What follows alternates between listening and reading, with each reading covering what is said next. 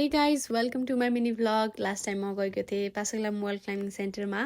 यसरी रेडी भइसकेपछि वार्मअप गरेँ। प्रिभियस भिडियोमा चाहिँ अलिकति भोइस डिस्टर्बेन्स आएको कारण चाहिँ यो भिडियो भोइस ओभर गरेर बनाउँदैछु। होप तपाईँहरूलाई मनपर्नेछ। अनि वार्मअप सकिसकेपछि चाहिँ मैले क्लाइम्बिङ गर्न स्टार्ट गरेँ। भिडियो चाहिँ त्यहाँको अङ्कल हेल्प माग्दै बनाउँदै थिएँ। त्यसपछि यो सजिलो रुट भएको कारण चाहिँ सजिलै चढेँ। अब स्किल र टेक्निकको कुरा चाहिँ नगरौँ, अनेस्टली भन्नुपर्दा म बिगिनर हो। 2टा रुट चढिसकेपछि चाहिँ यो अप्ठ्यारो रुट पनि चढेँ। एज अ बिगिनर यो मेरो लागि गाह्रो नै थियो, तर पनि पुस गरेर सकेँ। त्यसपछि फेरि चढ्ने कुरा पनि भइरहेको थियो। अनि त्यसपछि मैले ओ माई गड यो रुट पनि चढेँ भन्ने खालको भएको थियो, किनकि यो रुट मैले कहिले पनि चढेकै थिएन। अलिकति यहाँनिर स्लोप टाइपको भएको कारण अझै गाह्रो थियो। सेकेन्ड टाइम चढ्दा फेरि गाह्रो भयो, एनर्जी नै डाउन भइसकेको थियो।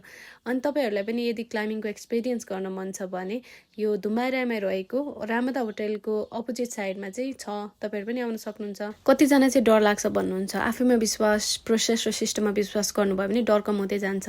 And thank you for watching my vlog. By.